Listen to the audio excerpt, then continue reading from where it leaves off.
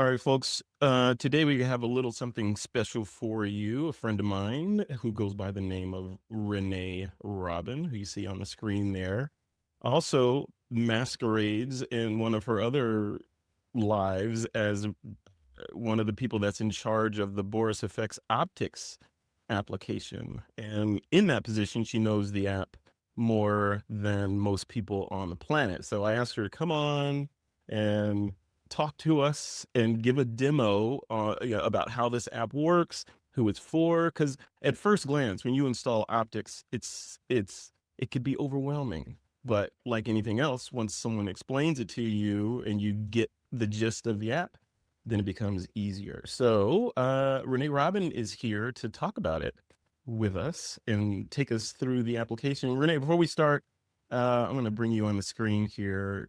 Let's see. Let me spotlight you. There you go. Well, first of all, how, how the heck did you get involved with that organization? Like you're when I look at your resume, you're a compositing artist, right? That's what you do. You're a compositing artist. What made you decide to go and say, "Hey, I want to go work with a software company and make better tools for other artists"? Well, I found optics 5.5 years ago now. I found it, I think, about a month after they had launched optics by total fluke. I think a friend of mine had told me, like, hey, you need to check out this software. It's really intense and it's really crazy. And I was like, checked it out. And it was the only software, it's the only plugin that I've ever found that lit me up in the same way as finding Photoshop in 1997 did, which is rare because I've tried almost everything. Yeah. Wow. It's like that sweet spot, like, because, some software is just too easy and too basic for me. And then there's some software that's just like, I'm never learning new. So, Right. Right. it was just like that really nice spot in the middle for me where it was like technical enough and, it opened up a world of possibilities for me. Yeah. And then, yeah, last year I was looking after my mom while she was passing from cancer. And, unfortunately, like, obviously that sucked. And they had emailed me out of the blue completely. And they said, like, hey, we're like, wondering if you'd be interested in this position. And, obviously, like, being a freelancer who travels normally for work while trying to look after somebody who's passing from cancer, I was just like, you have caught me at the perfect time. I'll take this meeting in 5 minutes. Let's go. Yeah. Um, Yeah. and so, yeah, they were really understanding about the situation, and they said, sure. And so, yeah, I actually just passed my 1 year anniversary, which Really? is kind of crazy. And so, yeah, here we are. We're still like slamming away on it. Yeah. Well, I Yeah. mean, the app is amazing. I'm looking forward to hearing. I want to hear a little bit about where it came from because it feels like I know it's been around for a minute, and Boris has been around. I can't since I, since the beginning ages of Photoshop. I feel like Boris has Yes. been out there. Boris FX actually wrote the first plugin for After Effects, I believe, or maybe it was Premiere. It was one of the two. I don't know my lore that well, but he was the first person to write a plugin for motion graphics software, Well, I'm for wondering Adobe why software. now though. Why it feels like I don't know if it's because of your marketing efforts or something else, but it feels like it's on the map now. It feels like Boris Effects, Good. the company, and optics in particular. A lot of photographers are noticing. Even ones in our group are sort of noticing and wanting to know how do I get over that learning curve, or what's the secret to understanding how optics thinks. So that's what we're here. Yeah. All right. Yeah, exactly. And I mean, like, so Boris FX has been around for a really long time. I mean, they're like, if you work in motion graphics at all, you've heard of Boris FX. I mean, Mocha is literally in Premiere. Mm. So like they're pretty ubiquitous in motion graphics tools, but they're less known in the stills world. And so, yeah, that's why I was brought on to just like, how do we build this to speak for photographers, right? And so that's what I'm trying to do. Cause like, I mean, I've always had like a really big interest in software. I've done a lot of like consulting work for large tech companies in the past, whether it's working from the hardware side or the software side. I've done a lot of that over the last like 16 going on 17 years. Yeah. And so, but now this is like the first like official role that isn't just like a consulting gig that lasts like 6 months or 12 months, right? So this is like I mean, Well, they haven't fired me yet, so I'm over the 12-month mark. The year is young. Exactly. Well, let's go. Let's see how this demo goes, right? Yeah, that'll be fine. It'll be fine. Yeah. All right. Well, take it away. Don't let me soak up all the time. You have the microphone. Cool. All right. Well, I'm going to do one thing first. Let's do share the screen, screen number 3, share the whole screen. Cool. Share. Let me move this over here. Okay. First thing first.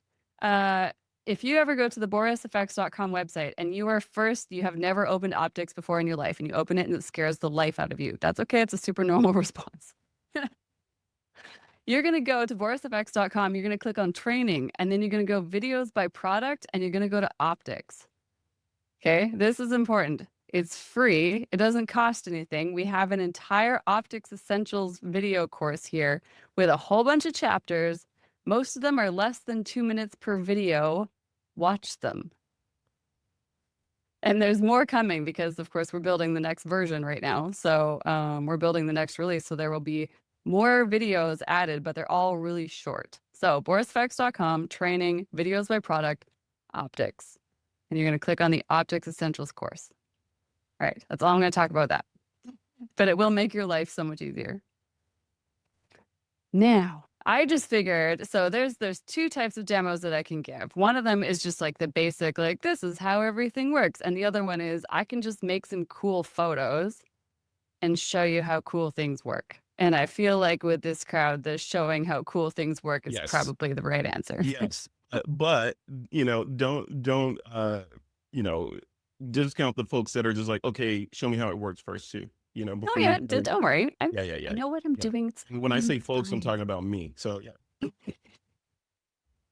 You'll be fine. You got this again. Okay. So, while we were chatting before, I made this in like less than 3 minutes. So I'm going to show you how we did it because it's shockingly easy.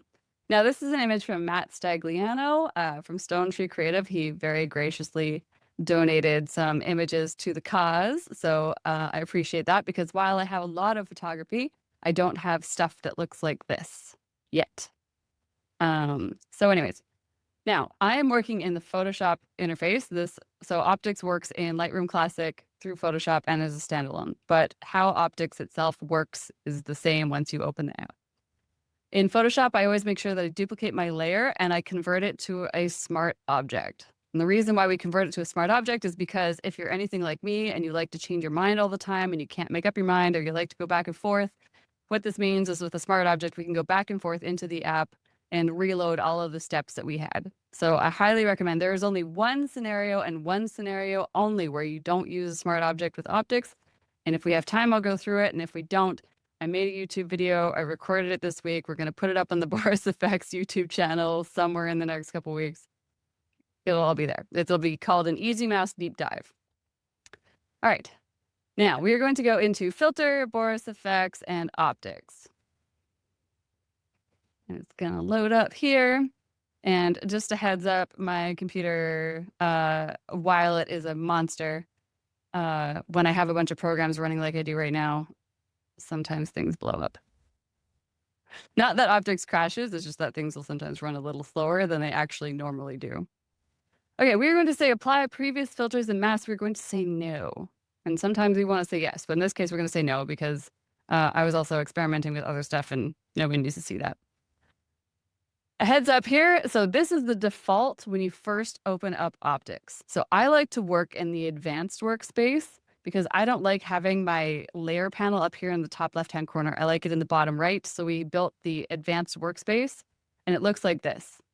And by default, because it's the advanced workspace, the filters category here doesn't exist. You just go like filters through here. But if you click on window, you can turn on the filters. So for this demo, I'm going to be working in the advanced workspace because this is my muscle memory and it just makes me happier. I aesthetically like this layout more.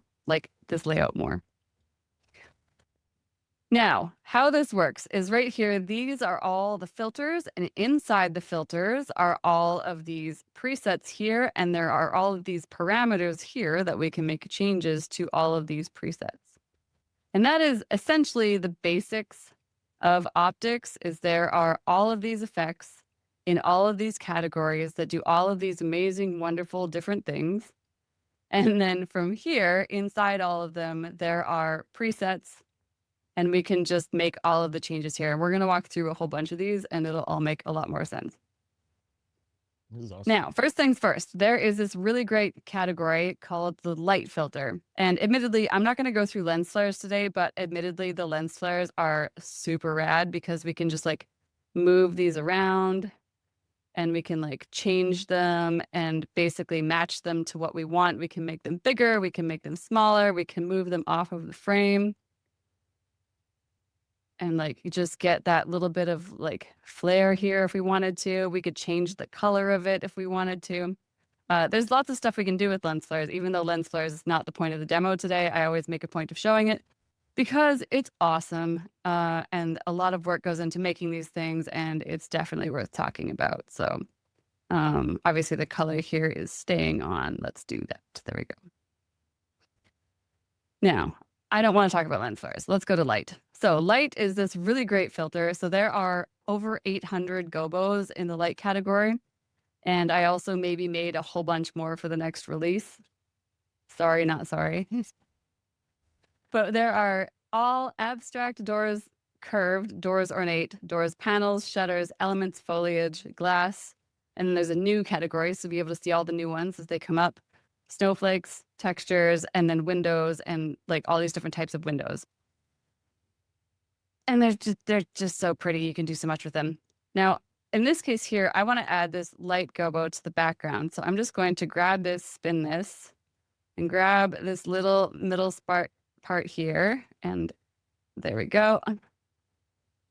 Let's move that and adjust this. And now if I look in and I zoom into this image here, we can see that this blur level doesn't make any sense. So if I go over here to the parameters, I can change the blending mode to add, screen, or subtract. So add is going to have the most contrast, and that's typically the behavior that everybody's most used to seeing. But I'm going to put it to screen, so it's just a little bit softer, a little bit more subtle. And then I'm also going to adjust the blur, because this is what it looks like without any blur, which is obviously too sharp.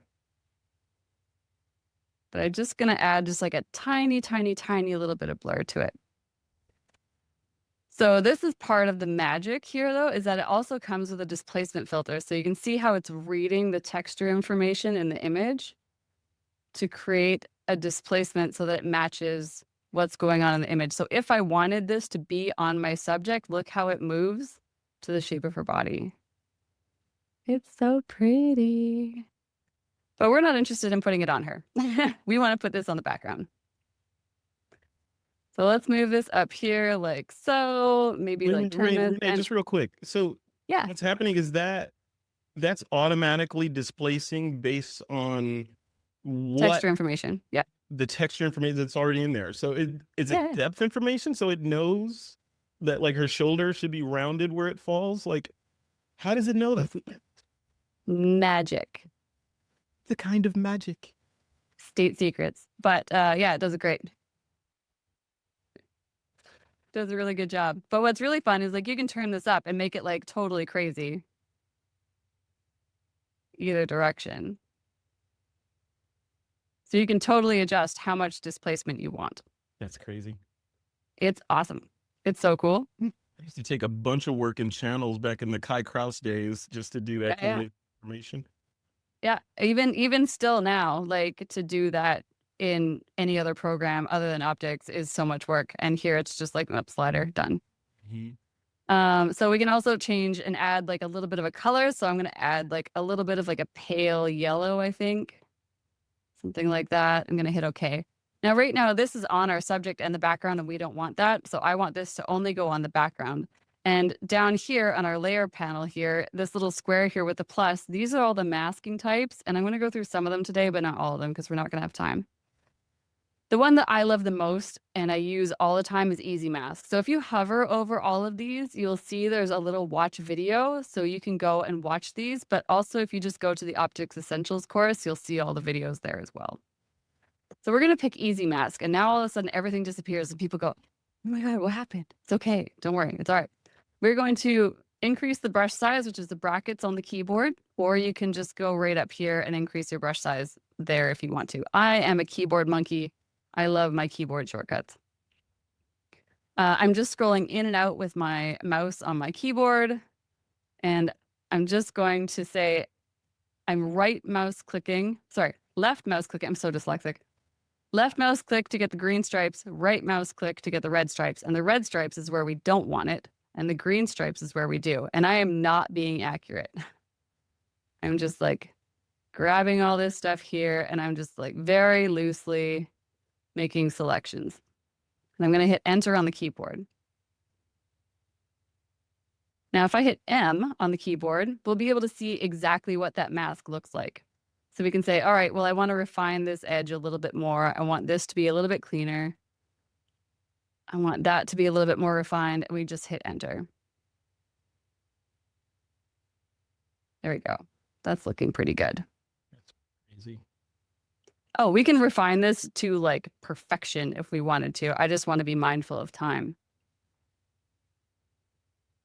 Renee, you don't understand how much work this used to take.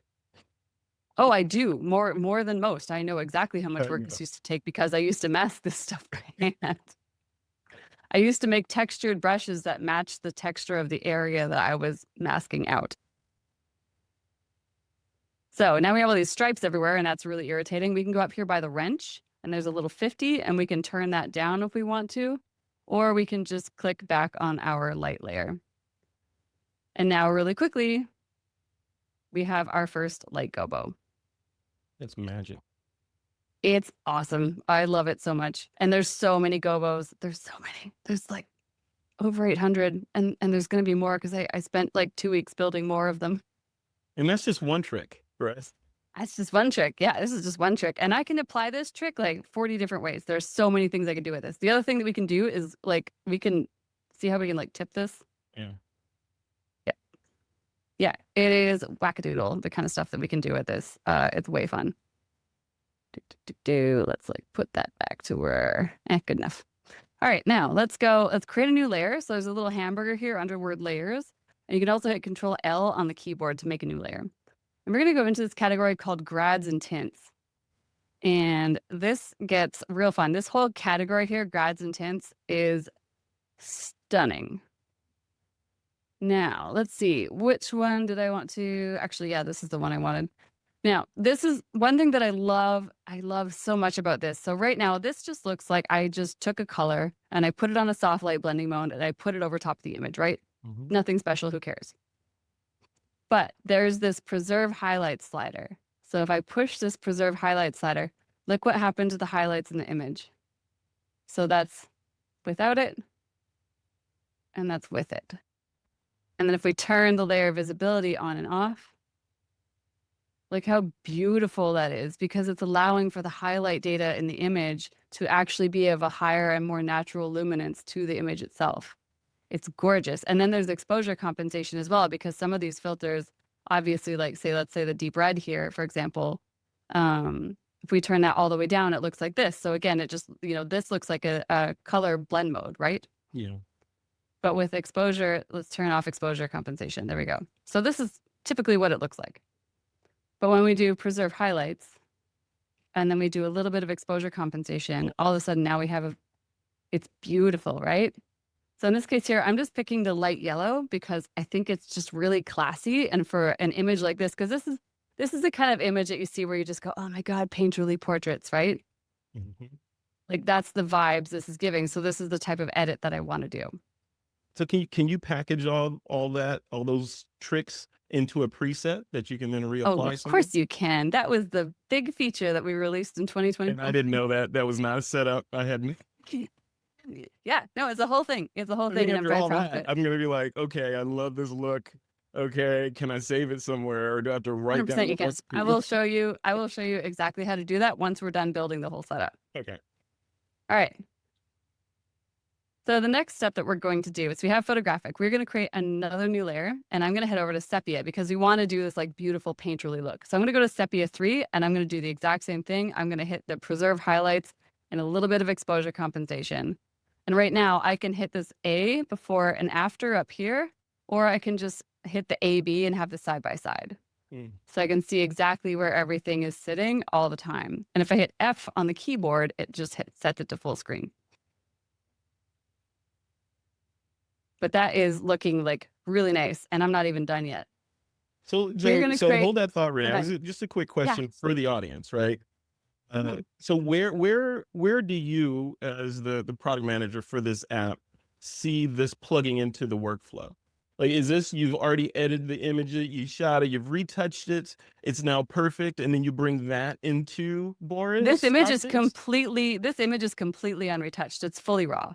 Oh, I have done no retouching to this image. Matt Stagliano is actually just an excellent photographer. yeah. But if you needed to, But what if you needed to? yeah.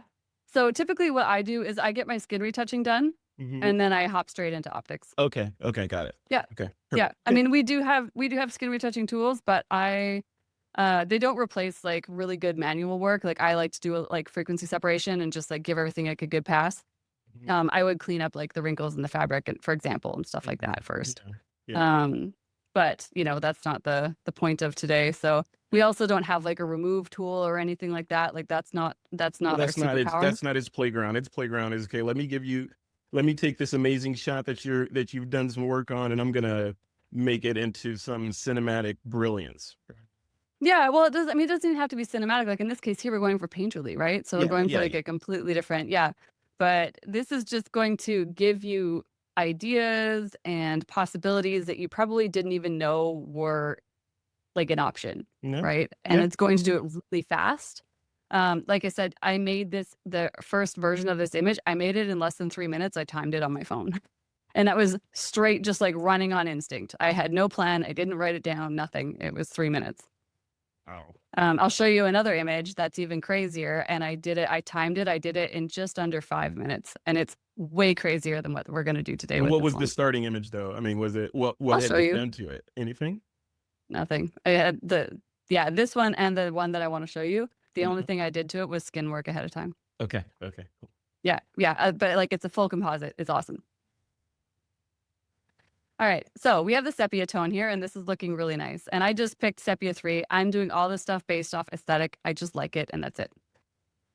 Next thing, we're going to create yet another new layer, and we're going to go into Film Lab, and we're going to go into the film stocks. Now, the film stocks category, I could spend an hour in just in film stocks.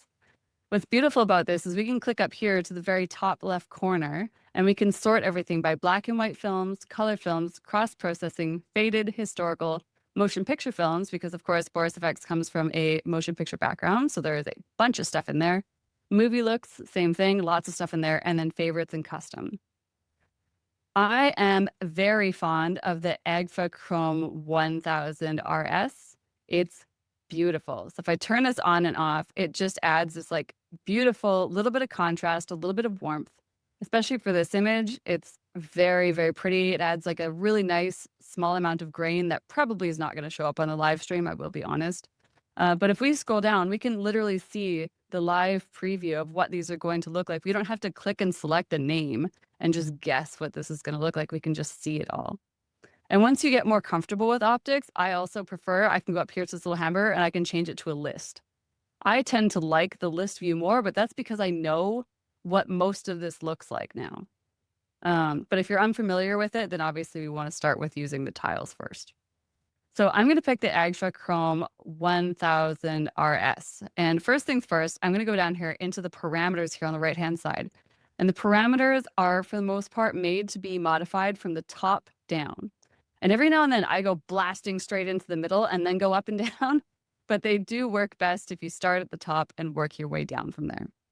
Now I'm going to warm this up just a tiny, tiny little bit. Let's see here. Let's go down to the red. So there's all this color correction here. I'm going to play a little bit with the saturation.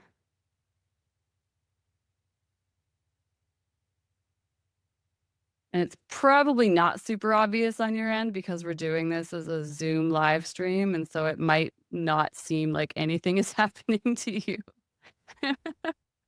But let's grab a little bit of midtones. Let's grab a little bit of highlights. Let's bring I basically want to bring some detail out on this mask, on the mask on her face. So if I turn this off, that's before and after. So like this, before and after. Maybe we can bump up the highlights just a little bit further. I want to be mindful that I'm not like over baking that spot on her knee. Do, do, do, do. Maybe just like a touch of contrast. There we go. So this is feeling like very, very, very painterly. Like I'm really liking this a lot. Let's see. Let's change this filter color here. Let's change this to like a nice pretty rose red. I'm just gonna hit OK. And again, right now, this isn't gonna show anything, but I can hit opacity here. And then remember, there's this beautiful highlights.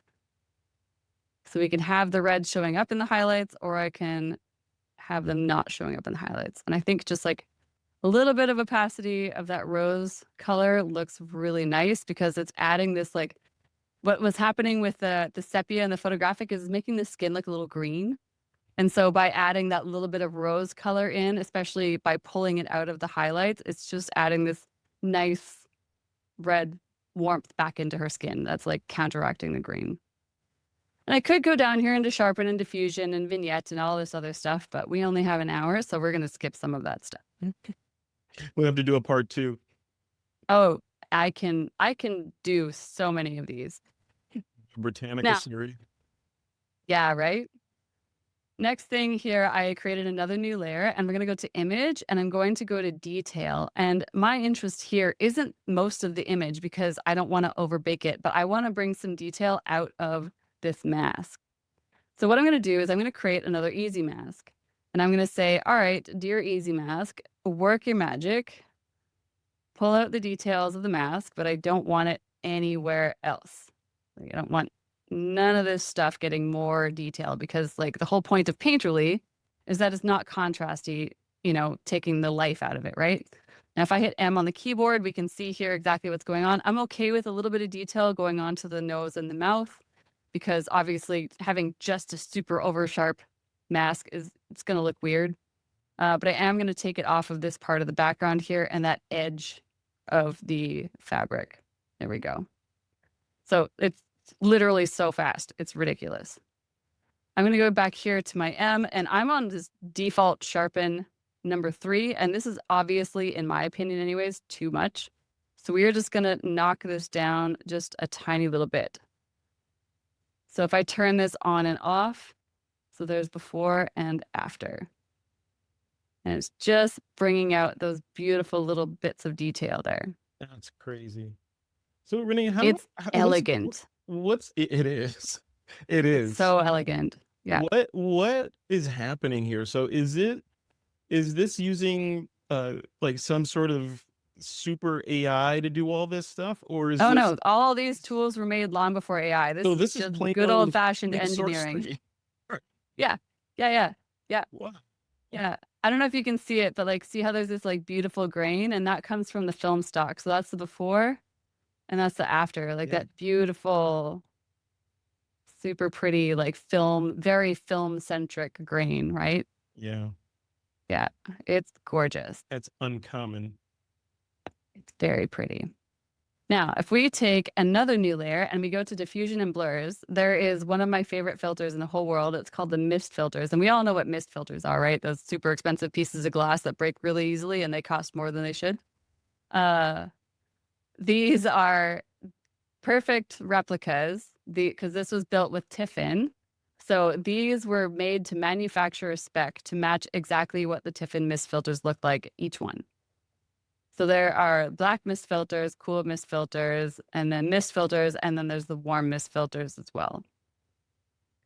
Now I'm just going to stick mist filter number 3 on here, and I can just turn that on and off, and you can see. So look at what would happen if I didn't put that detail in front of it. I think it just gives it that like soft focus look. It's a little bit too soft, right? So having that little bit of the detail effect going on with the mist filter here on top is just like, I think it's the right balance. Mm-hmm. But we can also go in here and we can change the brightness and contrast adjustments of the mist filter as well if we wanted to. So So we can still get that very soft, beautiful effect that the mist filters do, by also creating a very soft contrast effect as well. So it's not as crunchy as like a normal contrast filter is going to be, like a contrast adjustment. When you have the mist filters attached to it, it's just so damn pretty. I love it. So yeah, so this is basically like how I would take this to this. So if we put them side by side. And yeah, And like I you said, weren't beginning with a slouch image either, right? And you just made it into something magical. yeah, like I said, like thanks again, Matt, for letting us use these images. But yeah, I mean, I picked it for a reason because I think it's cool and I can do cool stuff with it. Yeah. Yeah. But that's like the whole point of us making images anyways, right? Is like making stuff that lights up our brain. And we're like, oh, that's so cool. Yeah. So you're Talking about talking, processor requirements for this, because you're whipping around in here real time, throwing effects around, masking. this You know, is, I all of haven't this seen is very easy. yeah, I This is haven't seen all, anything delaying there's or no lag. hourglass or anything. There's no lag. Yeah. There's very few tools that will give your computer any kind of lag whatsoever. The one that could, and we're not going to have time to go into today, the particle illusion, not all of them, most of them, all of it runs like instantaneously, but there are some brush behaviors because for 2025, we turned the particle illusion stuff into brush strokes. So we now have like one of the most advanced brush engines on the planet right now. Wow. But that one can get a little processor hungry for sure. But again, there's a very niche market of people who are doing that kind of work. And typically most of them have like pretty, like, they're not using systems that are 10 years old. Right, So they'll be fine. of course. Yeah. And tell me that video library you mentioned at the beginning, that has a lot of this stuff in detail that we Essentials course covers, yeah, exactly. The Essentials course is 100% geared to just get you going as soon as possible. So, and each video is like 2 minutes. Perfect. Yeah, Okay. they're really fast. Now, if we want to save this setup, like you said, let's take create look. So we go file, create look. And we basically just give this a name, and I'm just going to call this week in photo. And we hit OK. Now I can go down to this looks category here at the bottom, and we will see all of these presets that I've made elsewhere. So if I hit, there we go. Now, if I scroll down here, we should have a this week in photo. Everything is, there we go. Yeah, right at the bottom. So we can literally go through and see like all of these different presets that I've made. Wow, look at that.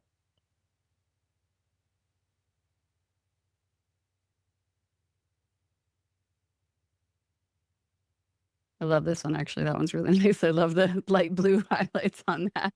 It's crazy. So you can save these. You can like, I actually have, because I do so many demos, I have to wipe these out every now and then. I have hundreds of look files.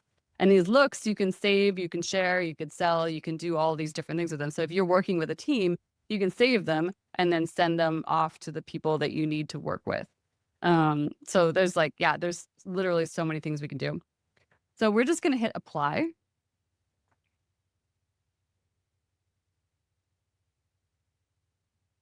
And while that's applying, Renee, how much of this stuff or what would be the process of being able to do some of that magic look that you just pulled out of that image, but on a video clip? Because that's where Boris originated, right?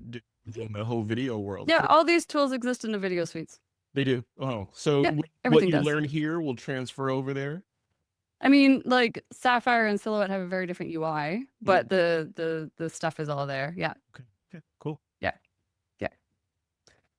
So one thing that does happen to me sometimes is when I'm working in optics and I come back to Photoshop, I'm like, oh, it looks a little bit more saturated. And so every now and then that can happen. And that's just a feature of having a plugin with Photoshop. There isn't a fix. So I just create a hue saturation adjustment down here, and I just turn down the saturation a little bit. So it is just a thing about creating plugins with Photoshop. But so really quickly, so that was our before and our after. And then this is the version I created before. So to be honest, pretty good considering got it pretty close. That's insane. Yeah. You want to see something really fun though? Yeah, I do. Okay. All right. We're going to have fun with this one. But we're going to duplicate this layer and we're going to convert this to a smart object as always. And we're going to go filter optics. And this one, I challenged myself to make an entire composite in optics. And like I said, I timed it and it was just under 5 minutes to do it with no heads up whatsoever. So this is what it actually looked like because I saved it as a look because I always do. So this is what it actually looks like. Wow. And the whole thing is made in optics. All of that. So I'm gonna show you how to do it. We're gonna reset everything and we're gonna build her up from scratch. So it's gonna look a little bit different because the sliders are never exactly the same. But there is this very cool thing called, when we go into the render category, called S Luna. So this is really fun. These are made from really high resolution photos of the moon from NASA. What's wild about this is we can adjust the lunar phase. What is happening right now? Yeah, dude, we can rotate the moon. Is this witchcraft you brought onto our screen? Yeah, we can adjust the bumpiness. We can actually, if you click here on Luna, you can put in Luna date and you can put in the year, month, day, hour, minute, GMT offset, and you can get exactly what the moon looked like, where and when your kids were born. That's awesome. It is. But to save time, we're just going to play with Luna today. And I'm going to pick the full moon. And so this is my friend Kit.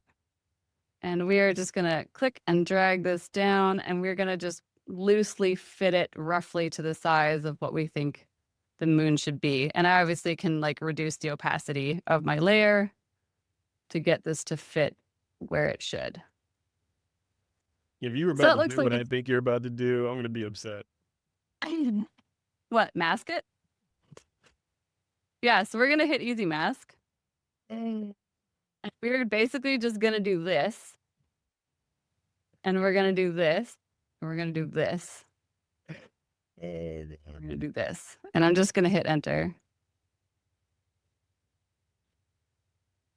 And we're going to let it think. That's gonna generate a legit alpha channel that you can then open in Photoshop if you want. Yep. So if I hit M on the keyboard, we can see here that it's like a little bit transparent here. So I'm just going to left click on the hand. I'm just going to hit enter.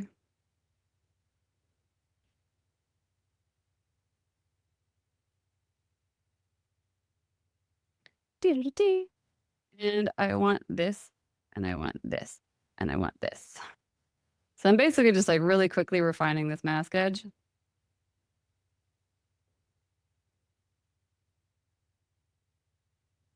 And I definitely need to get rid of that on the face. Enter.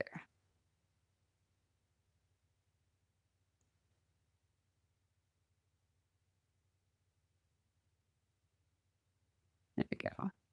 Perfect. Done. Yeah. The moon is masked. That's you like with one hand in one pocket, leaning back with the mouse. I'm not even using my editing tablet. I'm not even using my tablet. I'm just using my mouse. Wow. Yeah. How much effort so would it have taken to get to this point prior to this technology? Masking this, that would have taken me a lot longer than it did just now. That's for sure. Yeah. Even with like magic masking tools and all that in Photoshop and all that?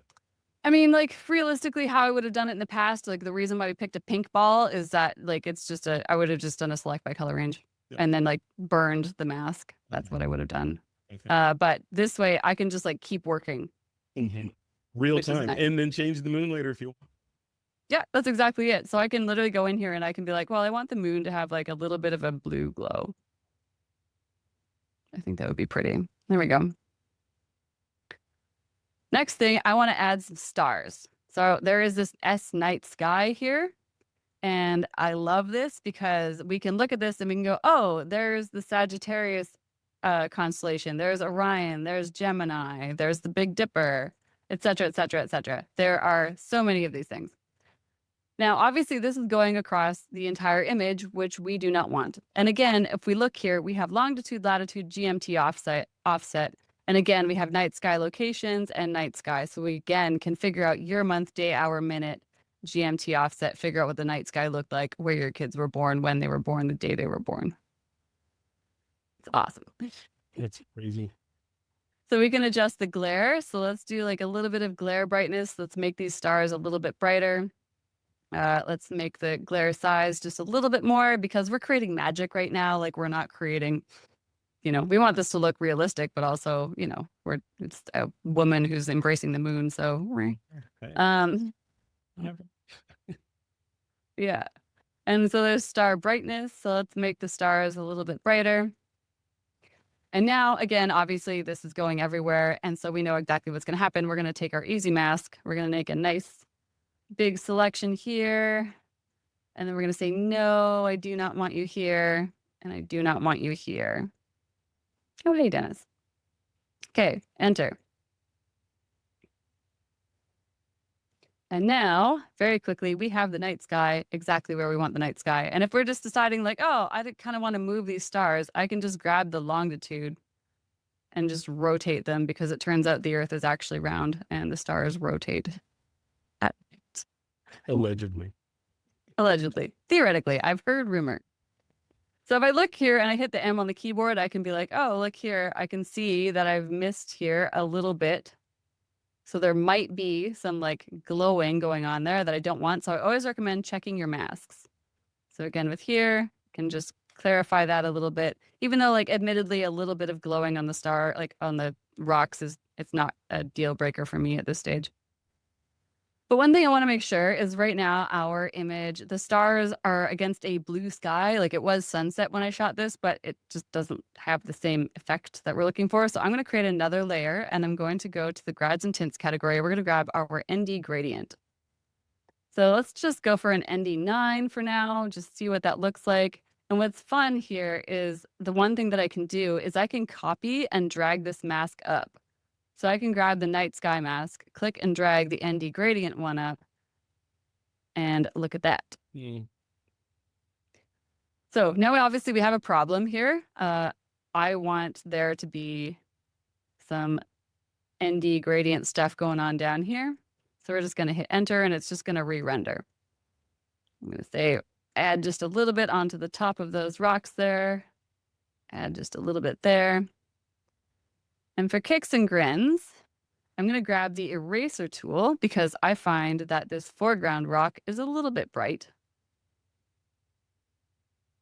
And let's go back to here. And let's just say I want to knock down this a little bit too. So let's just re-render all of that, hit enter, and ta-da. But the other thing that's happening is our stars have now been knocked down because we put an ND gradient over top of everything. Well, that's really easy to do because we can just reorganize all of these and put the ND gradient underneath the S Luna and S Night Sky. And now when we click on our top layer, our moon and stars and everything have this nice, beautiful effect going on, and it's lovely. Wow. The next thing that's happening is our stars are way too damn sharp. So if we compare them to what's going on here with our image, they make no sense. And there's rules that we can bend when we're making fantasy artwork, and then there's rules that like somebody's going to call you out for. So in this case here, the night sky, this is way too blurry or way too sharp. We're going to create another new layer. We're going to go to diffusion and blurs, and we're just going to go to our blur channel. We can also play with depth of field. There's two different ways that we could do this, but for the sake of ease today, we're just going to pick blur. And I'm just going to add the tiniest little bit of blur just to the point where like it sort of makes sense for the image. So probably 2 is going to be enough. And I'm going to create another easy mask because that is our world's best friend. I know I should talk about the other masking types, but this one's just so awesome. I just refuse. I love it so much. And there we go. So we can also be like, well, there we go. One is enough. 1 looks great. Yeah. So now we have our lovely night sky. which How are we is all feeling so far? completely editable, right? You can change the Everything is constellation. modifiable. I can literally I can make the night sky stars neon if I wanted to. I'm gonna rotate that moon to show, where the moon base is gonna be or something, right? So I could do Yeah, that. yeah, yeah. Well, so like even still, like we can rotate this moon and like put the shadow side of it closer to her so that the more luminant side is facing out because I Okay, mean, technically that's sort of how I think it would visually make the most sense, right? right. Yeah. So if you wanted to work in this and just in terms of the capabilities of the software, you wanted to make that moon appear like it's casting light, it's glowing. There's a light Yeah, it source. is already. Yeah, make it a little Yeah. brighter, and then Oh, don't worry. We're getting affect the there. area around it. Is that We're getting there. Don't okay? you Okay. worry. That's All coming. right. I just That's want to coming. see. Literally the next step. So we're gonna I'll shut grab up. I'll shut up. we're gonna create a new layer.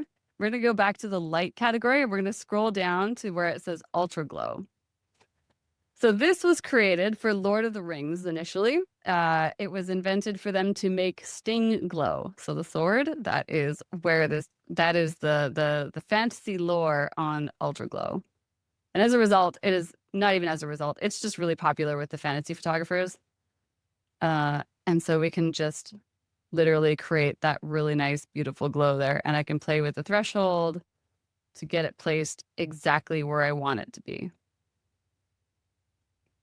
So you can just go off and on. And we can create a different color if we wanted to. Again, if we wanted it to be like a nice, pretty light blue color. And if we decide that we want more of the glow to be on the moon than we want it on our face, guess what? We have easy mask. Okay. And we can be like, I want all of that glow to be in all of these places, but I don't want it to be on her face. We can just hit enter. And the math figures out the rest. And I love that AI masking. This isn't even the AI masking. Easy Mask isn't AI. Mask ML has AI. Easy Mask is not AI. Oh, No, Easy Mask has nothing to do with AI. It was built long before all that AI technology came out. So yeah, surprise. That's how ahead of the curve it is. Now, next we're going to go into our film lab and we're going to go to the film stocks. And to keep things simple today, I'm still going to stick with the Agfa Chrome 1000 RS. Again, we could go through this ad nauseum, but I'm trying to be mindful of everybody's time and energy. So I'm going to just like selectively pick this here because it looks really nice and I can add like a little bit of brightness into the highlights, but not too much, just enough to like bring out that contrast, especially that little bit of light that's on her face. So if we turn this on and off, that's before and after. And the last thing that I like to do is I go here and I hit the add layer again. And we're going to go to grads and tints this time, and we're going to go to photographic. And I'm going to show you a different type of masking this time. So let's say we want to take the 80D blue, for example.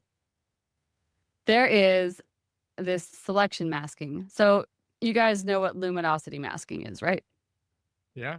So luminosity masking, if we hit M on the keyboard here, if you go up here, there's luminance, hue, saturation, average, red, green, blue, cyan, magenta, and yellow. So the reason why we call it selection masking and not luminosity masking is because you can do luminosity masking. You can also do hue masking, saturation masking, average masking, etc.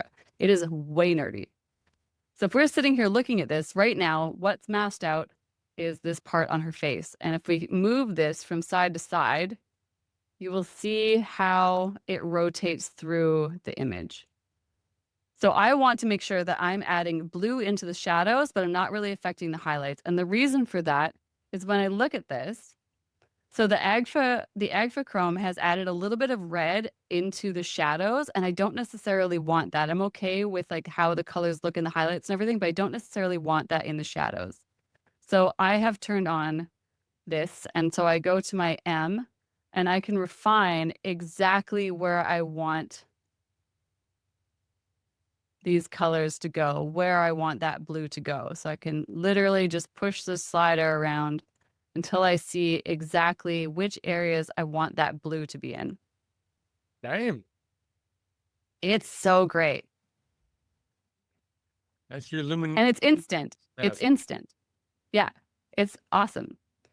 And so now I can hit M on the keyboard. But remember here, there's this beautiful, because one of the things that's happening with this blue over everything is it's taking out some of the highlights in the dress. And I don't necessarily want to affect that.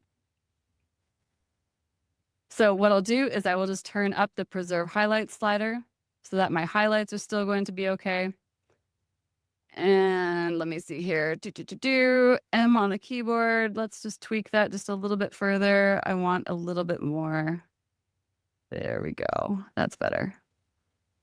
M. So M for masking. M for the mask. Yep, that's exactly right. And so now we can just turn this on and off here, and I can go side by side. And when I'm not doing this, like I said, when I was experimenting with this, I made this image in just under 5 minutes from scratch. So now, of course, what I do is I would go File, Save Look, and then create the look. But like I said, I've already made it. I showed it to you when we first started. And so then I will just hit Apply. Sorry, I'm like looking around my laptop screen here. I have 3 monitors up. And what's the file size of that image you're working on? That's Or a really resolution? great question. Oh, the resolution. It's shot on an R5, so it's 45 megapixels. Oh, okay. Yeah. And you know what? As you keep going, you don't need to stop. But I'm gonna open it up for the TWiP members that are in the Zoom. Everybody, go ahead and turn your cameras on if you want, and unmute. And Renee can continue with the demo, but feel free to ask questions and all that stuff if you want. So. Yeah, I'm totally down for questions because I have so many nerdy things I can show you guys. Like I can literally do this stuff forever. Actually, if Phil is still here, I don't know if he is. Phil, there he is. So while we were talking, I was like, oh, I wonder what kind of like weird unhinged stuff I could do with Phil's image. And this Should have sent you a bigger one. What was that? I like it. Yeah, I was just like literally just pushing sliders while everyone was talking, and I was like, oh, I wonder like what I could do with this. And so I don't know, I just made that. But that was like I didn't do any masking or anything. I just like literally just like slapped colors at it and was just like, well, let's see where this goes. That's great. Experimentation. Mm-hmm. Yeah, it's so fun. So because we're working in a smart object here, now it's asking apply previous filters and masks. So we're going to say yes. And it's going to load all of the effects that I did into his image. So at first I added a gel with like a little bit of green, and then I put preserve highlights on because obviously without preserve highlights, that's no bueno. And then I just stuck on a photographic one, which is a cyan. Like I picked like I guess it's more of a teal, and then preserve highlights and exposure compensation. Again, I was just like noodling. It's like, I don't know what I would do with this. And then I went on to ultra glow because I was like, well, let's have like a neon river. And then I just added some magic sharp, but I didn't add any masking or anything. So I could technically go into like the ultra glow, for example, and let's create a selection mask. And we'll hit M on the keyboard and see exactly where that's at.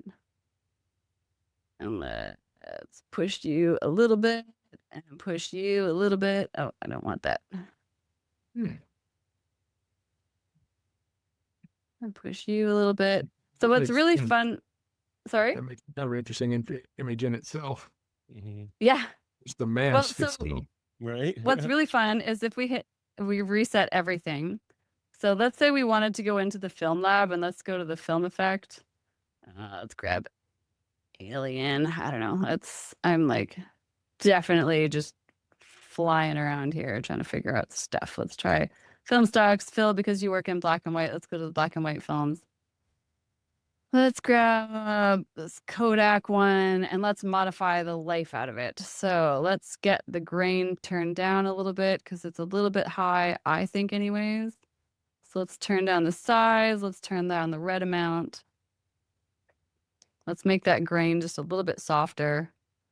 Play with the response position. So we can see here what's going on.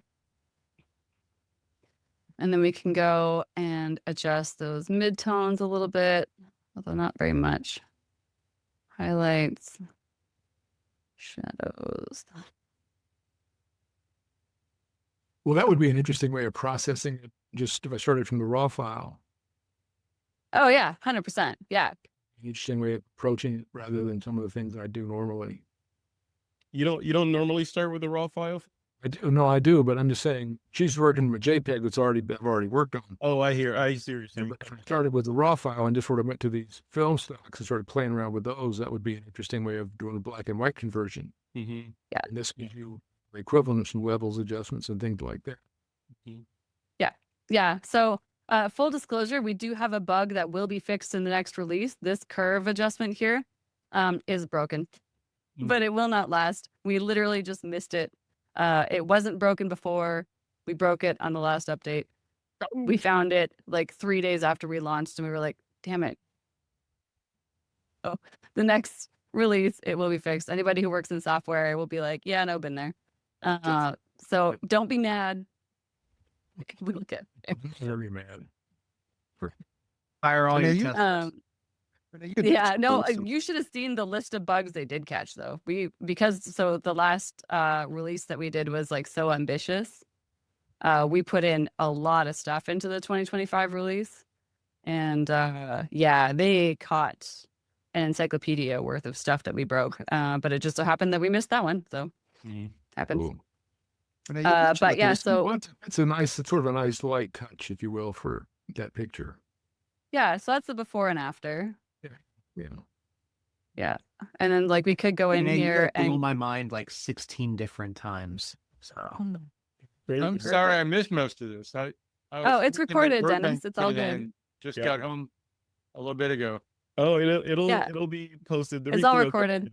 All right. Okay, so you guys want to see something like really, really, really fun? So here is like the sharpening, right? And this is obviously way overbaked. And if you don't think this is overbaked, you got to get your eyeballs checked.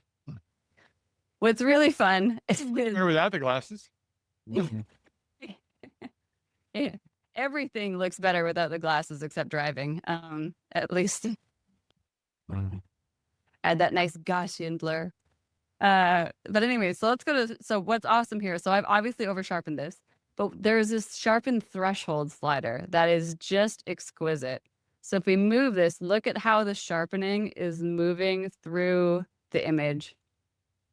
And I have, obviously it was super overbaked, but look at how beautifully it's now sharpening just based on threshold data of the image.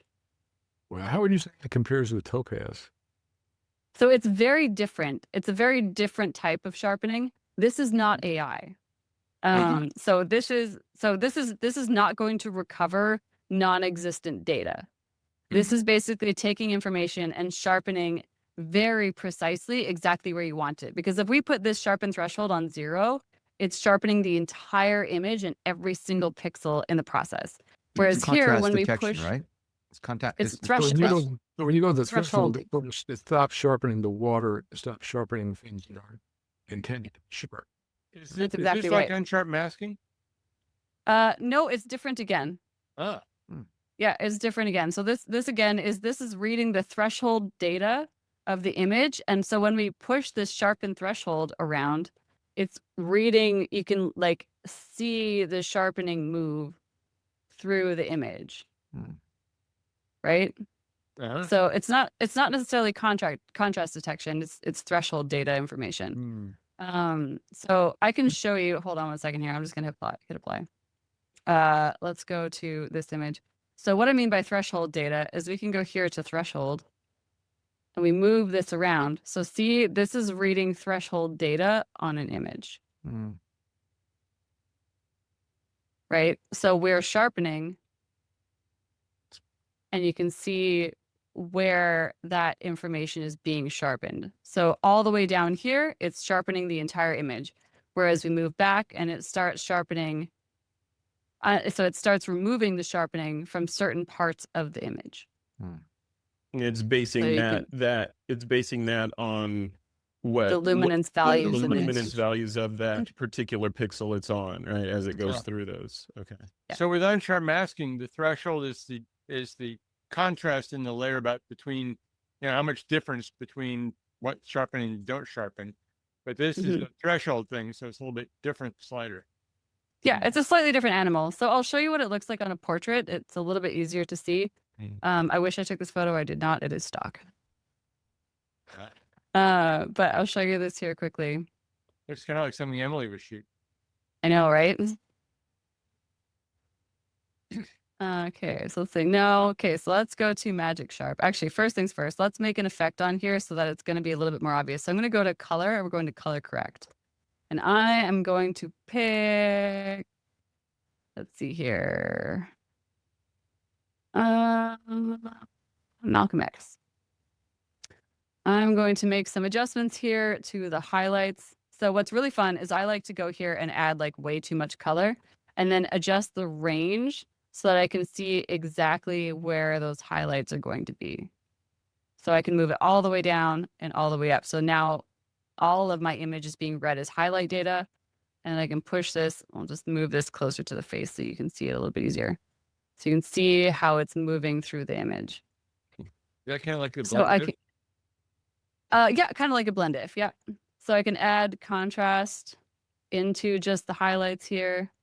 I can add a little bit of brightness just into the highlights, and let's add a little bit of saturation. So she's going to look like a little bit of an alien right now, but I can move this, let's see, to there.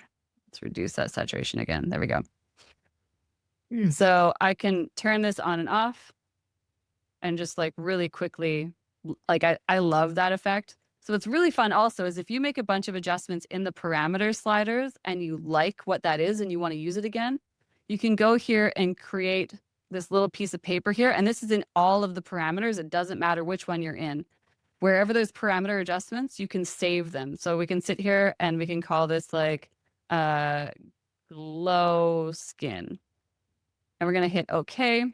And we scroll down here. Now this preset exists in glow skin. And it's also going to show up here in your custom folder, which is awesome. It's like also very, very handy. So anyways, we're in color right now. And now we're going to go to Is sharpening. there an eyedropper you can use to see color values as you're picking what your highlight and shadow color should be?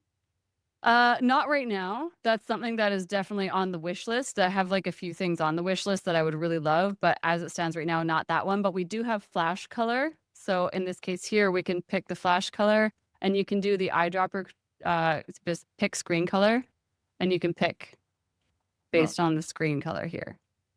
So that is one thing that you can do with the eyedropper. But as it stands right now, we don't have that for the shadows, midtones, and highlights, but it is on the list. So if we hit the plus here and we go to image, because I wanted to kind of like show you guys the sharpening here. So, and it's easier to see when the skin has more contrast in it.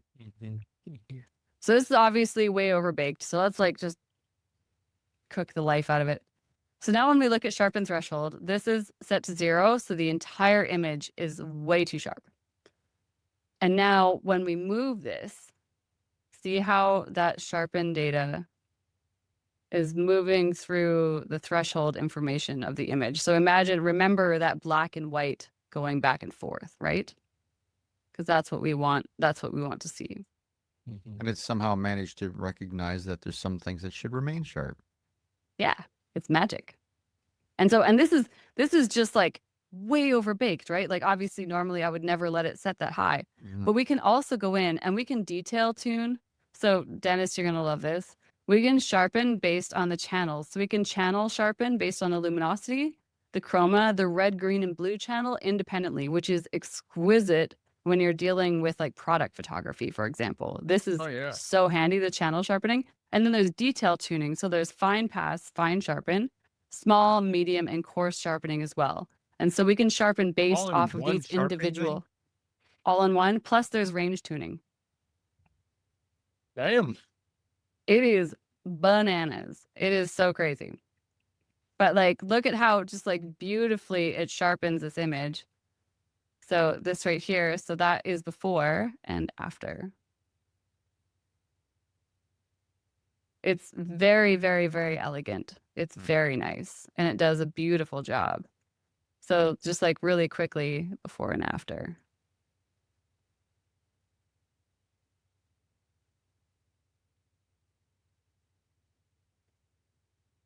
You guys thoroughly baked yet?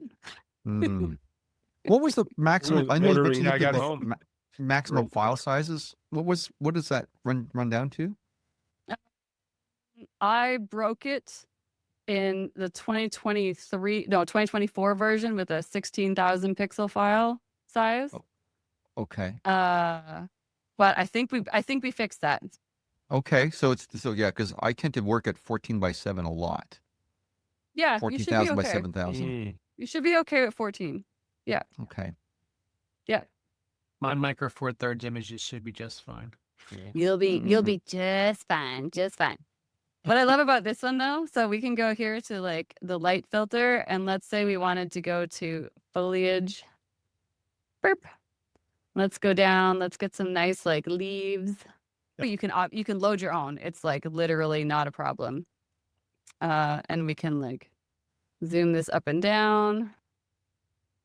Let's say we want to do that. We want to do that. And I want to make this sharper, but not too sharp. So let's say 3. And we are going to add a easy mask because that is our best friend in the whole world and it works so good. Left and right click where you want it and don't want it, hit enter. You can be like super zippy about it. Nice. Look at that. Yeah. Dennis, come on. Look at that. And I can just drag it underneath color correct because that's where all of the color work was, right? And then I can add a little bit of color to it myself if I feel so inclined. Let's add that little bit of green. There we go. We go up to Magic Sharp and kerpow. Quick. Yeah, man. So if we want to have even more fun, I can go here and I can go to the light and I can right click and I can go duplicate layer. This is also where delete layer and delete filter exists. I'm going to duplicate this layer and I'm going to invert this mask. So right now I have this mask set to go on the background. I don't want that. I can go up here to window and flip it.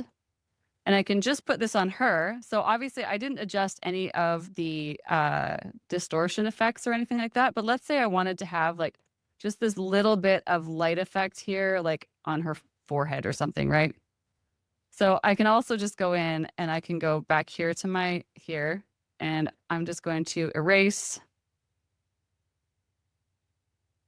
all of this. I could have just gone delete, but life is fine.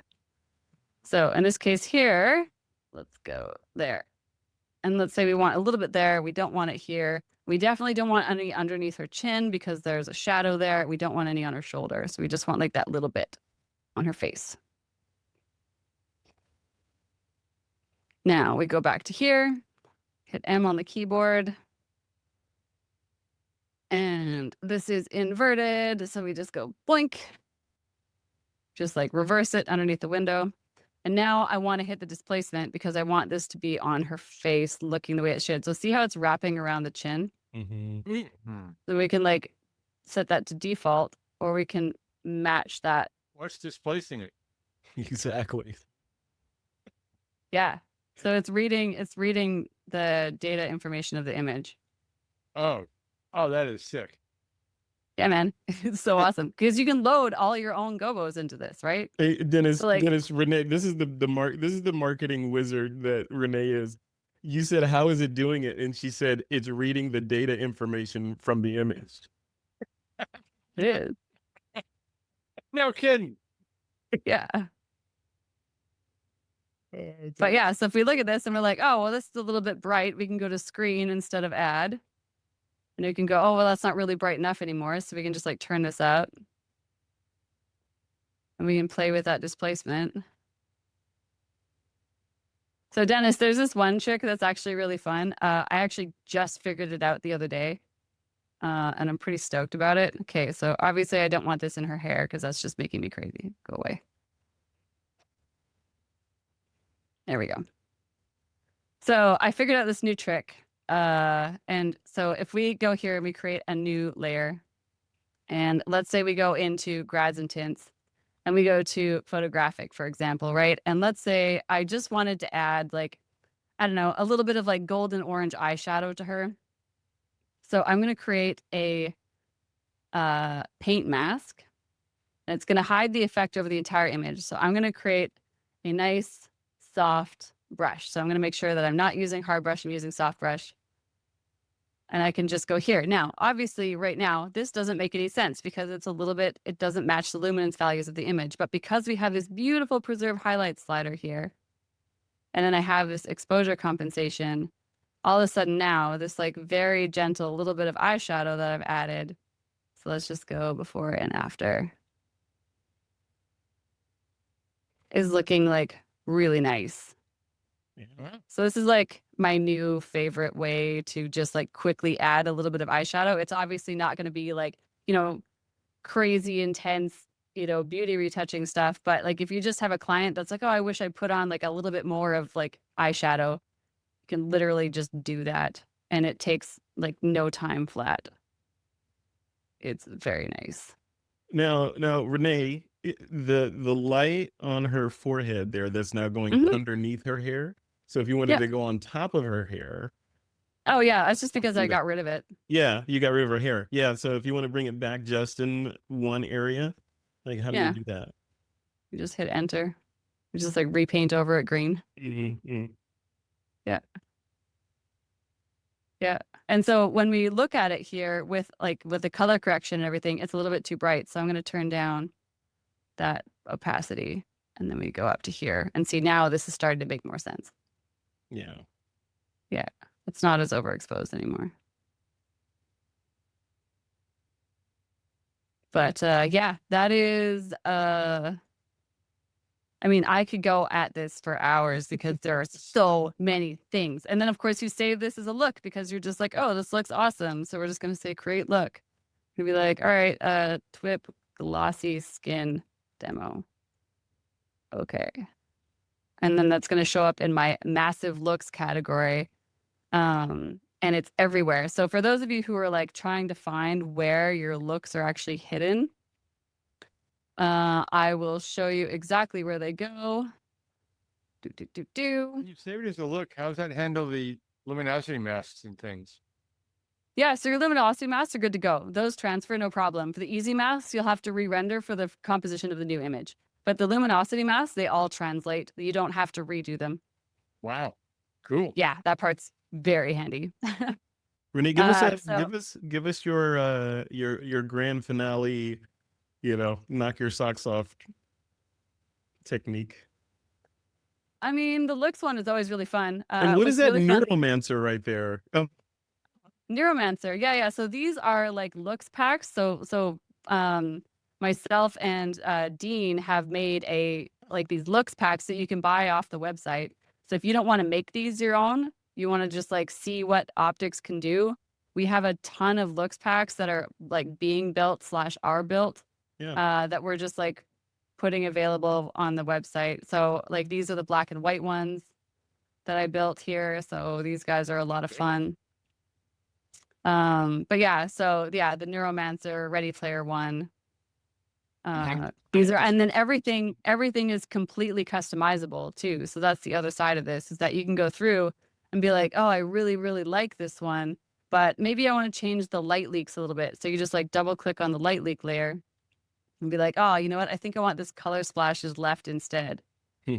Or, you know, and then you just like go through and you can move all of these things and you can make them bigger, you can make them smaller, you can change the color because there's all these elements here. So there's glow, element 1, element 2. It's admittedly like people really do tend to get a little bit overwhelmed because there's so many things, but it's like any new software because Photoshop has the benefit and Lightroom has the benefit of having cultural legacy. We The grew up optics with does it. not. Right. Yeah. Whereas if you come from the cinema side, you're going to look at all this stuff. You know, if you come from like After Effects, this is all going to look really familiar to you. But for photographers, like optics doesn't have that same kind of legacy. So, I mean, this is a new form of software and it is a new layout. But, you know, we always have the conversation of like, oh, should we remove some of the parameters and make it easier for people. And I'm like, but then we lose why this is so good, Yeah. Yeah. right? Yeah, that's a good point. Yeah. You And got to so evolve at that's some like point, right? exactly. So, I mean, the other thing is that like the nice thing is you can rearrange all these things. So you can grab like your color tab here and you can just rearrange this stuff in an order that makes sense to you. You can also go through here and like, let's say we go into render and let's say, you're like caustics, never going to use it. Don't care about it. Right click, hide, right click, hide, right click, hide. You can hide all of these effects to clean up your workspace. So you can also right click and go show hidden filters. And so all of your filters show up again, right? You can break this thing 1,000 different ways in the layout. You just go workspace, reset all, boom, done. Everything is back to the default. And then you just go, oh, I want my advanced workspace back and I want my filters back. And you're back to where you were before. So there's a lot of stuff that we can do to customize here to make things less scary. I think one of the things that's really fun, I'll show you two things that I think are really fun. There we go, Ultra Zap. So this is built for the composite artists, but what's really fun about this, and Dennis, you might enjoy this, is that we can like move all of this around and adjust this. But we can I'm also getting say Emperor how many. Palpatine vibes here. So we actually made Palpatine. We actually made it for Star Wars. Hey, I feel like a Yeah. plant. Yeah. But you're not I a could have plant because used you didn't this. know that. I could have used these for a music video I edited about 6 months ago. I've turned Yeah, it more and towards the so- turn category myself. This Ultra Zap is in the motion graphics tools, Mark. So you can use it. Yeah. Okay. Yeah, it's all in there. So like let's say we go to the default. So we can like change the color so we can have like neon bolts if we want to. We can vary the bolt hue. We can vary the bolt width. We can also adjust how many bolts do we want. We can make it really, really wild and crazy shaped. We can also make it very wrinkly or super straight. So we can make it look like, like gem or whatever. You can taper the end if you so choose. You can also taper the start so you can figure out exactly where you want this to go. You can also feather it so that you can match it to the aperture of your image of where you're placing it. So that's like all kinds of fun. And then there's also, because it comes from motion graphics, there is a random seed. So you can use this over and over and over again. So there's random seed up here, but then there's also time up here at the very top. So there are two ways that you can adjust this. You can use this over and over and over again and never get the exact same setup ever if you don't want it. You can also save a setup. So you could be like, actually, I want this. You just hit this little piece of paper here, save it, and then you can use the exact same settings over and over and over again if you want. There's like bolt animation. There's also secondary bolts. So you can add secondary bolts into this if you want to. Let's get rid of the feather. Make this nice and sharp. Yeah, there is so much stuff you can do with this. It's wickedly fun. And then of course there's varying bolts. It's like a big, beautiful mansion with an uncountable number of doors in it. And behind each door is something crazy. Yeah, it's like the Winchester mansion, but with really cool shit behind the doors instead of ghosts. Yeah, it built correct. If it were a song, Well, you don't think goats are cool? if this was a They song, would. it'd be called Alice's Restaurant. Yeah, maybe. Look at all this. Like each one of these you just play with all night. Look at that. Yeah. You So get anything this you is- want. This is one area that like we're quite proud of. So this is particle illusion. And there are so many categories. You can literally go down here and go through all of these categories. So they're sorted by the year that they were released, which is always fun. Then there's fire, fireworks, HUDs, magic, miscellaneous, nature, sci-fi, so on and so forth, right? So there's like just tons of these things. So let's go to magic just for fun. And so there's like all of these types of things here. And then there are a ton of parameters here that I'm not going to go into today because we don't really have time. But where this starts to get really fun. So this is like, easy little pieces here, but everything runs on a timeline. So you can grab the time here. And again, you can use the same particle piece over and over and over again and never get exactly the same element because you use a different spot in the time. But the part where this is most exciting is we created the PI brush characteristics. So let's say we wanted to do this one here, this hot flare warped. So there's animation and emit particles. So animation particles, how it basically works is if we look at this, we can basically just do this path, right? And then we can move these around. And of course, this runs on a timeline and everything like that. So we can move this around however we want this to look. Animate and emit particles behave differently. Animate particles is essentially like as if, like, imagine you're walking behind you and you're dropping a bunch of seeds. And as you're walking, some of the seeds are growing and dying as you're moving along, right? So you're like dropping the seeds and they're growing and dying, like throughout the timeline that you've drawn the brush stroke. Whereas emit particles is a slightly different behavior. So let's grab the sparkles. And essentially you're walking behind you and you are basically just like dropping seeds and all the plants are growing at the exact same height, at the exact same speed. So that's the difference in the behavior. And so as a result, the brushes that are available between animate particles and emit particles, some of them are different. And all of the things in PI Complete, you can select any number of these and you can go here to particle brush strokes and go to none, particle creation, or animation and just see what it looks like. Some of them just don't work because that's not how they were built, but some of them do. So in this case here, when we look at particle creation with this Webby 2, it doesn't work. But if we take it here to animation, it gets a completely different behavior. So we can also just like quickly click through everything and you can see all of these different behaviors. And so you can select between particle creation and particle animation between each one. So in this case here, particle creation creates a much more beautiful line with the Christmas stars than particle animation. But that's why we went in and sorted them between each of the categories so you don't have to.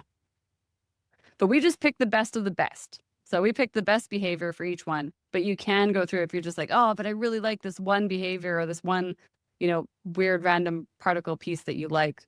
You can just try it and see what happens. And sometimes it works and sometimes it blows up.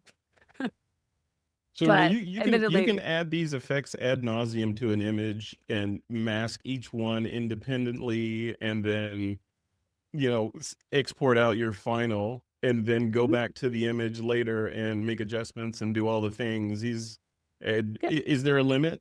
I guess it's processor, right? Limit would be your processor. Yeah, Yeah. your processor is the limit. Okay. Yeah, 100%. So typically what I recommend is, because this is not a painting program, right? This is for adding like individual elements.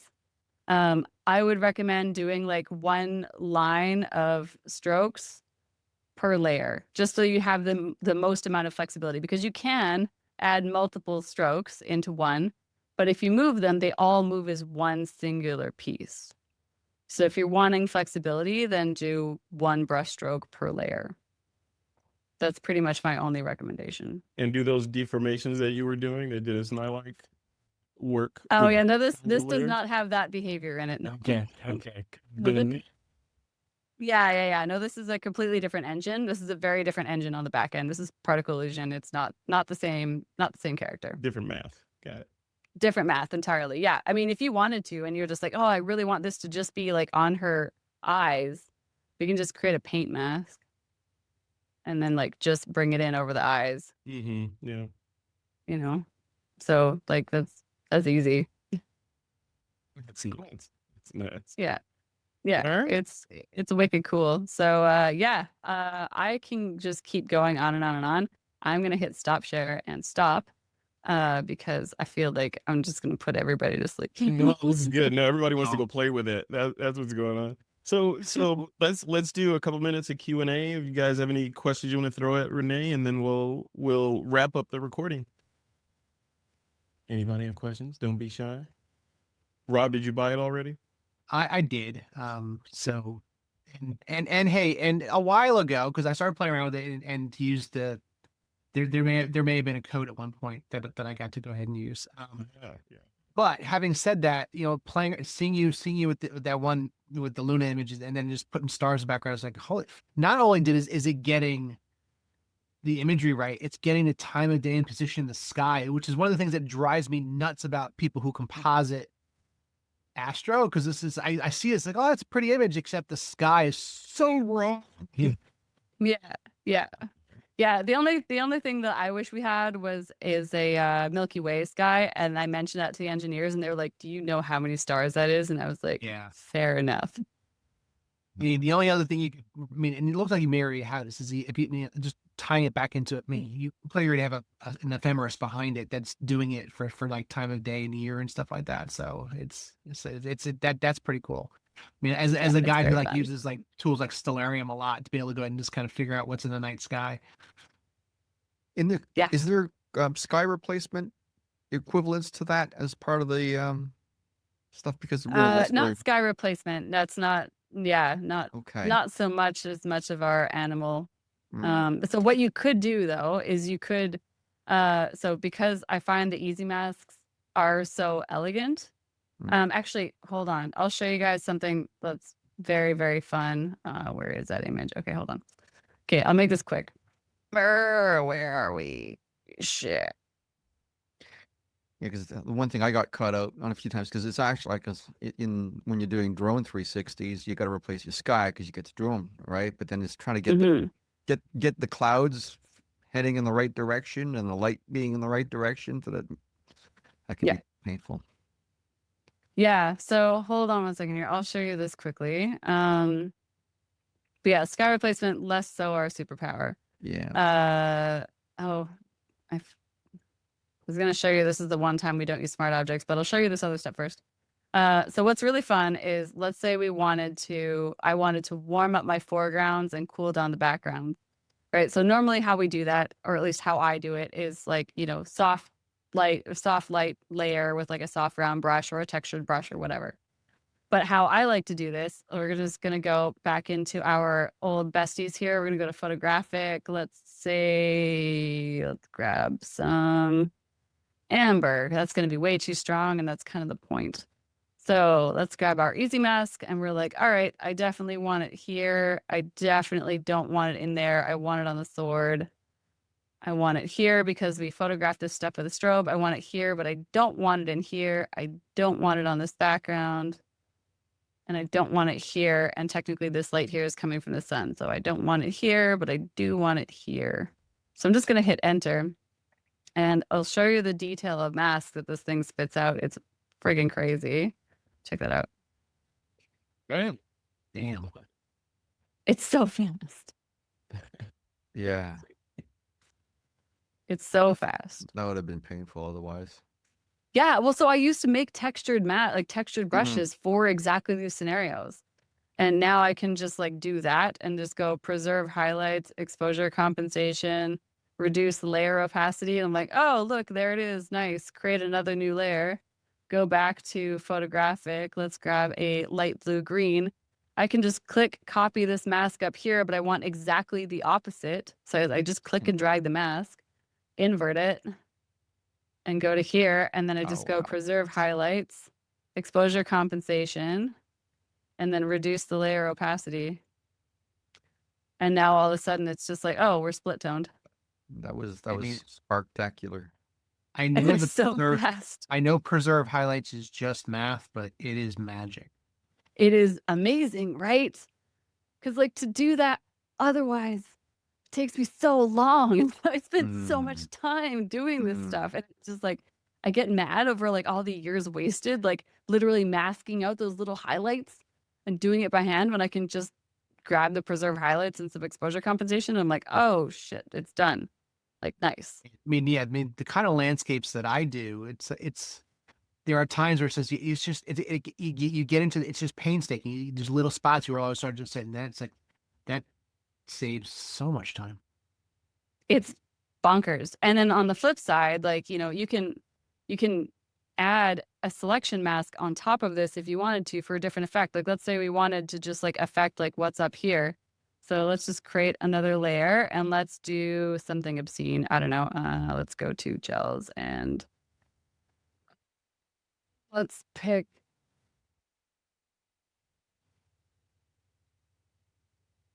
Sure. That looks terrible. We'll be able to see it for sure. So let's grab a selection mask. And let's hit M on the keyboard. And let's like put this right into these areas here. So let's say we just want it like, you know, pretending that's where the sunset is, right? Mhm. Okay, so if I hit M on the keyboard now, and then we go preserve highlights, and let's like knock that back down a little bit, and then like a little bit of exposure. Like I said, I picked a terrible color, but like to be able to show it here. But what's even more fun is we can do additive masking. So right now, this is affecting this part of her dress, right? And I don't necessarily want it to be affecting that part of her dress. I just want it in the sky. I don't want it anywhere else. So I can go M on the keyboard, and I can create on top of this a paint mask. So this is where it gets a little bit more complicated. There's these Double three. mask. Yeah, we can stack masks. So I'm going to grab, there's multiply, subtract, and normal. In this case, I want to go to multiply. And I'm going to invert this. So I am just seeing, so see how right now I've inverted this mask. So it shows up originally, it got rid of everything, which is scary. It's not what we want. We're going to invert this. And now I can see here and I can paint. I keep hitting the wrong button. There we go. And I can just get rid of all of those warm spots that we were seeing.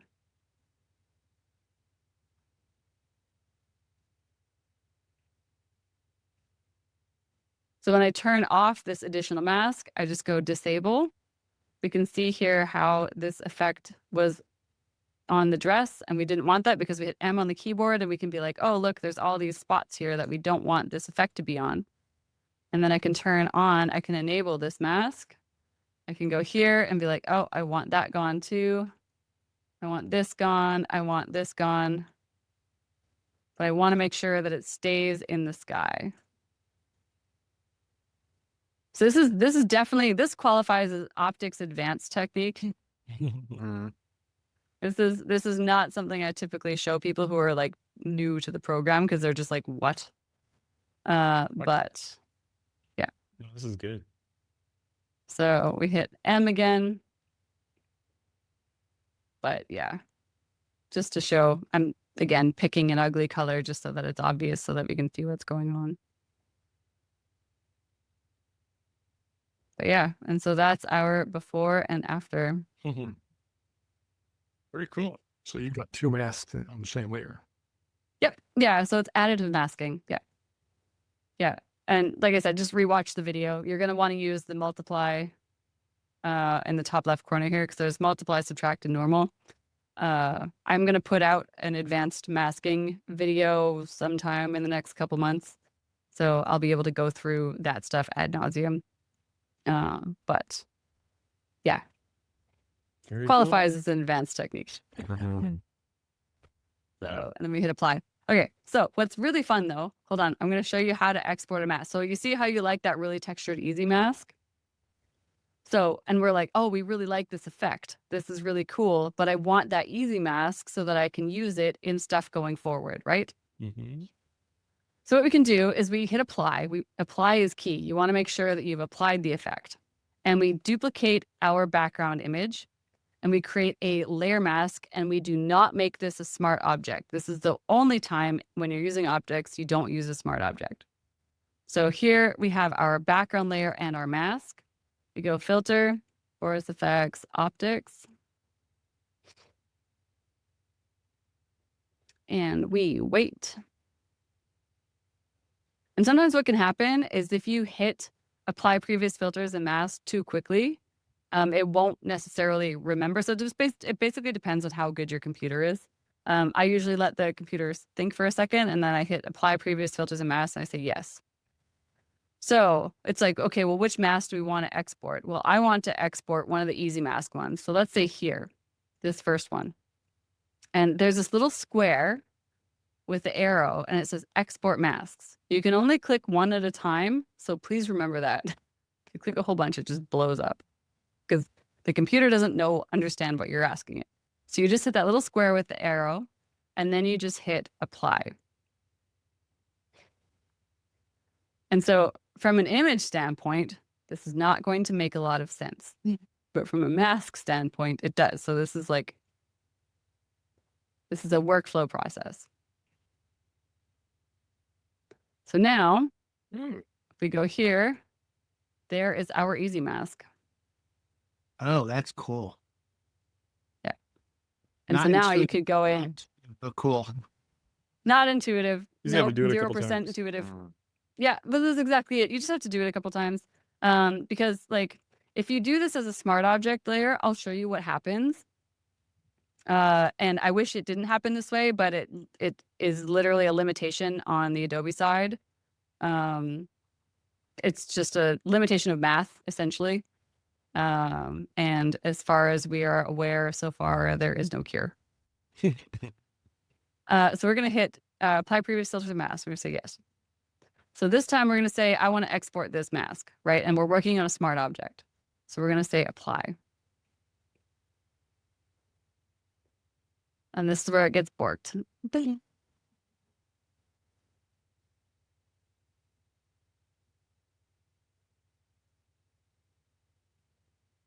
Wait for it. There we go. So see how the contrast and everything changed? So what it does is it applies this as a mask itself. So the rest of the data of the image isn't actually there anymore. But see how if I turn this off, so see what's happening to the contrast and the shadows there? It's having a multiplier effect.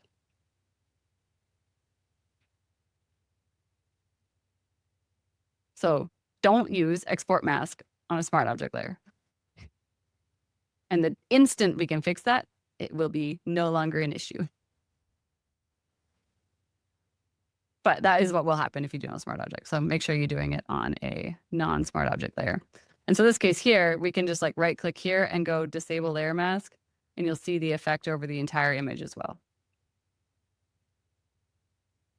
And enable layer mask.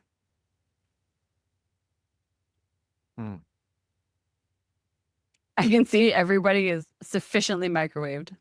Yeah, you got to do it. We got to put our fingers on the mouse to do it, right? You got to do it. Yeah, you Yeah. got to watch this. Because you looking gotta at it, it's follow like, okay, I think I understand, but you gotta do it. Just Yeah. experiment. Yeah. Yeah. Just gotta Literally. follow this video, honestly. Like, so first of all, watch the essentials video. Homework number 1, borisfx.com, training by product, optics. And then go to the optics essentials video. That is so important. That is where everybody needs to start. Those videos are 2 minutes or less. They're really quick. It'll get through you in no time. That is where you have to start. And then from there, rewatch this video, follow along, try it, blow it up, whatever. I mean, it's just software. It's just photos. I think it's not the end of the world. It's So fire. yeah. If you Yeah, don't watch exactly. the training videos and you ask Renee a question, she will curse you out. I will not so much curse you out, but I will know that you did not watch the training videos, and then therefore I will judge you. She'll send He's not kidding. internally. I'm feeling very on mine. It's great seeing somebody talk about something they're so enthusiastic about. I know. It's great. It's great. Yeah, she likes what he's talking about optics. Great. I think I would have fun with the film type. It's gonna be. I play with that some. So I think you'll have a lot of fun with that. Yeah, because some like of there's these- just some so of these much you can do. Yeah, well, some of these color images I'm doing now will be really, really interesting to play with that and see what comes I'm around. so excited to see what you do. you gave Phil It'll be fun. superpowers. He has superpowers now. Well, you already had superpowers. can't wait. Phil. You got rocket fuel on your superpowers. Yeah, Phil does. You do crazy work. We haven't hurt anybody. So No. what's Yeah, it's good. Renee? What's that? What's the URL again for the folks that are watching to go download and play with it? And is there a trial or do they just buy it? Oh yeah, there's a trial. Yeah. So hold on a second. I'll just pull up a website. Jury trial? Yeah. Too many monitors. This is gonna Okay. Let me pull this over here. Whoop. And let's get you up. Let's move you. Share the screen. Screen number 3, share. All right. Okay, so to get the trial, I'm on the wrong monitor. There we go. Where are we? There we go. Too many monitors. So products, you're going to go to optics. And basically here you can just hit the free trial button right at the top. This is where you can get the looks. The looks button here. And this is where there's 2 packs available right now. And then there's also, you can get free optics looks as well. So we have some of them set up for free. But yeah, so there's, by the way. these guys are $50. Okay. Yeah. So I opened it up and I'm seeing something at the bottom called Activate Sapphire License. I'm wondering what that is. Activate Sapphire license. I would have to see what it is that you are looking at. Because I've got the Boris FX plugin running on my under Photoshop. Yeah. Yeah. And there's something at the bottom, something else that says activate. Do any of the Sapphire presets, when you're going through the preset categories, do they have a red X on them? They do. Ah, good. Okay. That is a known. I can take that. I can show you how to fix that offline. Okay, good. Yeah. So if you're seeing the red X, just reach out to the help desk guys. They can fix that for you super fast. Yeah, that's no big scary issue. Yeah. So it does happen every now and then to some users. It's not very common, but it's an easy fix. So but yeah, so free trial. And then if you decide to get the thing, download the Boris FX Hub. But yeah, most important, training by Product Optics. Watch the Damn Essentials video. I think I left that message. Yeah, got that. There's a fairy right on the first video. Look at that. Gotta check out the fairy. Mm-hmm. Yeah. Very cool. But yeah. All right, cool, Ray. What does optics cost anyway? What's the retail? Oh, it's $9 a month. It doesn't cost anything. Oh, there you go. Right? Yeah, it's super cheap. Yeah, so $9 a month or $99 for the year. And then you can also buy it outright for $149 and you just own that license forever. You don't have to do a subscription. You can literally just buy it and own it forever. You get 1 year of updates with the one-time purchase. Mm-hmm. But you don't have to do the subscription thing. We don't like to push people towards subscriptions if they don't want to. Just buy it. Yeah, just buy it. What's another $50 if you're for all that power? And then I'd buy it. Yeah. Mm-hmm. Yeah. Yeah. So yeah, and then not buying it the second year of your annual payment. Well, I mean, it depends on the features that we come out with for the next year, right? So like if it's something that you're interested in or not, right? Yeah, So, that's true. Yeah. Yeah. See updates. Things you're checking out. Yeah, and that's a very, personal choice between artists. So the help. So if I want to contact somebody to look at the online help. so you can go down to support and you can just hit contact support. We've got really great support people.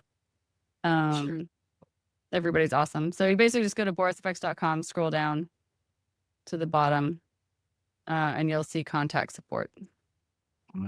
Okay, I'm seeing optics help, user guide, online help, what's new, open logs, location check for update and license. And this may be to a different place. Here, I'll send you. Go to the website link. So it's not in the. Oh folder. yeah. on the website. Just go Okay, to the website. Yeah. Got it. Okay. Okay. Good. So Well, I'll thanks. just put this in the chat for you here. Chat. And Okay. it'll be in the notes with the replay too. Yeah. Yeah. So I just put the link up for the training series. So you can just click that because it's only one page. Scroll down and you'll see support right at the bottom there, and then just hit contact support. Terrific. But yeah, that the red X thing is a very, very simple fix. It's not scary. Very cool. I like those types. Renee, thank you for doing Yeah, this. no worries. We've been trying to It get this is. done for like 6 months. And Yeah. of course, you hit it out of the park. It's very good. Yeah. But I'm going to put you on the hot seat for a part 2. I feel like we're going to need a part 2, especially after folks go through this video, I think we're probably gonna need the advanced edition of the. Oh, I can totally do an advanced edition. You wanna fly? We can do that. All right, let's do it. Let's do it. Yeah. Let's do 0 to 60. It is It's 1:30 in the morning here for me right now. Right, go to sleep. It's really fun seeing you nerd out on this, by the way. Oh man. Yeah, it's a problem. Mhm. I'm really glad I caught the end of it. Good. Now, Yeah, now you just no. have to go back and watch the first part. So. Yeah. Yeah. Yeah, I figured it's real too late. I fun. told Amy like, yeah, it's too late. Like, no, just go say hi. I'm like, oh, I caught an hour. Yeah, there are so many more what treasures I have to show you. And then we're building 2026 right now. So like the treasures, the precious. the Yeah. stuff. So learn it now. So Yeah, I mean it's not gonna 2026 get will be like ready. wildly more complicated, but like we're working on some pretty cool stuff that I'm really I excited can't about. imagine. So I yeah. literally can't imagine being able to get through all the stuff that you showed tonight before it's time to get the more stuff that's coming. It's I'm mo- hoping you guys, I'm hoping you guys do a rim lighting thing because that would be super cool. You're gonna get yeah, that is have the texture. some math. That is some math for sure. Yeah. Give them a But- link or two. All right, Yeah, folks, let's no, let's it'll be end it good. on that one. Yeah, so like I said, the replay, I mean, if you're watching this after the fact, you're watching the replay, so you already found it. But yeah, this is great. This is perfect. So yeah, I'll put this video in the website and in the TWiP community. And yeah, the TWiP community may be opening up again for membership soon. So if you want to be in one of these Zooms, you got to be a member. Sorry. Or watch the replay. So All right. cool. All right, everybody. We'll see you next time.